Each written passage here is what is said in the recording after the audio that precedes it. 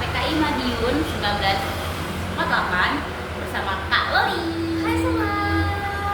Nah, di sini aku bakal ngasih pertanyaan kepada Kak Loli nih. Langsung aja ya ke pertanyaannya. Yang pertama itu, Kak Loli tahu kan tentang PKI Madiun waktu tahun 1948 itu kan terkenal kejamnya. Nah, itu tuh latar belakang apa sih yang membuat mereka melakukan hal tersebut gitu? Oke, jadi di sini aku mau ceritain awal mulanya dulu ya. Jadi awal mulanya itu adalah ketika Musso belajar di Eropa. Jadi Musso itu sempat belajar di Eropa, lalu dia kembali lagi ke Indonesia dengan ilmu-ilmunya yang mendalam atau ilmu yang sudah dia ambil, dia peroleh dari Eropa, dia bawa kembali ke Indonesia. Nah, disclaimer, di Eropa itu adalah negara yang menerapkan pemerintahan komunis. Jadi pas Musso kembali lagi ke Indonesia, dia tuh ingin menerapkan jalan baru atau ingin menerapkan komunisme kepada masyarakat Indonesia karena ingin menentang pemerintahan Hatta pada saat itu. Dan Musso itu tidak berdiri sendirian aja teman-teman, tapi didampingi oleh Amir Syahruddin, yang dimana dia juga termasuk pro terhadap komunis. Nah, di situ karena ia ingin membuat ideologi baru, itu ingin negara komunis ini hanya ada agama Islam saja. Itu tidak mau adanya percampuran. Dia ingin hanya Islam yang berdiri di sana, hanya Islam yang berdiri di daerah tersebut. Gitu. Oh, jadi gitu ya Kak. Oke, kita lanjut ya Kak ke pertanyaan kedua. Nah, menurut Kakak yang terjadi di waktu 1948 itu gimana sih Kak? Kayak peristiwa pemberontakan jalannya itu gimana tuh, Kak? Peristiwanya serem banget ya, karena PKI Madiun itu sampai menculik dan membunuh tokoh-tokoh, bahkan masyarakat dan pahlawan-pahlawan yang mengandung politik atau pro terhadap politik Indonesia. Nah, habis itu juga PKI itu mengambil wilayah Madiun sebagian untuk menjadi tempat markasnya mereka.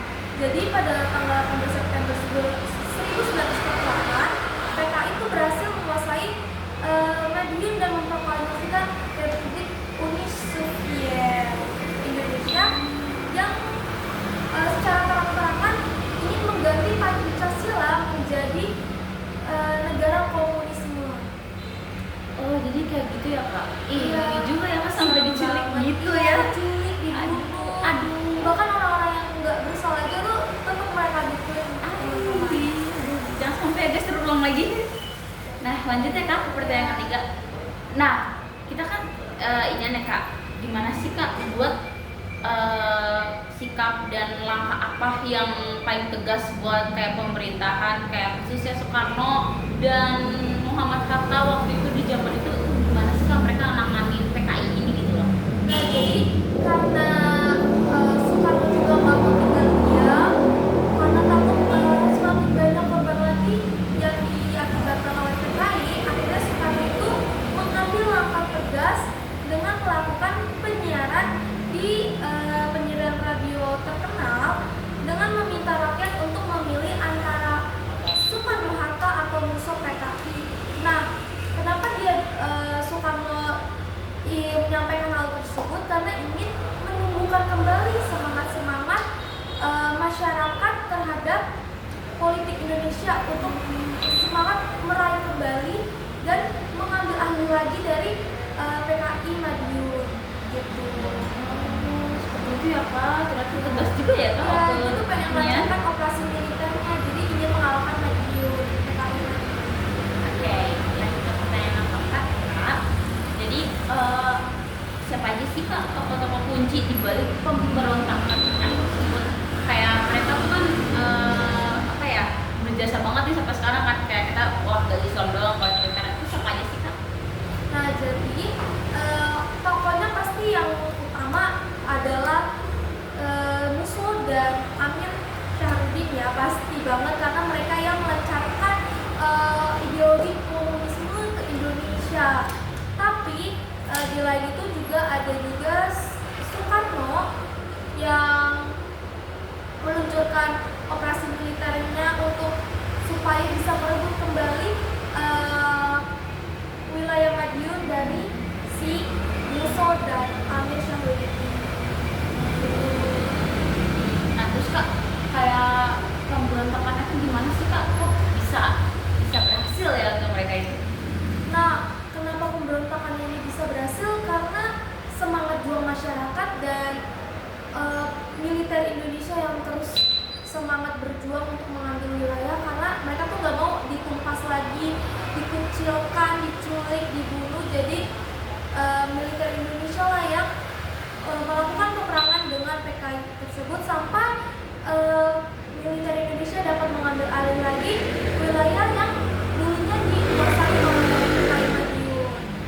Oke, jadi seperti itu ya guys. Tetap semangat ya guys. Nah terus pertanyaan terakhir nih buat Kak Loli ya guys. Itu apa sih nilai pelajaran yang penting yang bisa kita petik sebagai pelajar tentang dari pemberontakan PKI Madiun ini tuh Kak? Nah, Puspa itu ngajarin kita tentang pentingnya menjaga Pancasila sebagai ideologi pemersatu bangsa, yang dimana Pancasila ini tuh udah nggak bakal bisa diganggu gugat lagi, udah nggak bakal bisa diganti lagi dengan ideologi manapun. Jadi kita sebagai masyarakat kita harus menanamkan nilai-nilai Pancasila, nilai-nilai pemersatu bangsa, semangat Pancasila kepada seluruh masyarakat Indonesia, bahkan kepada anak muda agar tetap semangat dan tidak tertipu dan tidak juga dipengaruhi oleh ideologi manapun. Jadi tetap di hati, tetap Pancasila. Sekali. Nah udah kayak gak kerasa ya guys, kita udah nyampe di penghujung acara nih. Udah nyampe di penghujung acara podcast. Terima kasih ya Kak udah mau berpendapat di podcast aku. Nah oke, sekian ya guys dari podcast aku. Mohon maaf jika ada salah kata. Aku Dinda Putri Ayu dan Kak Loli pamit dulu ya. Bye.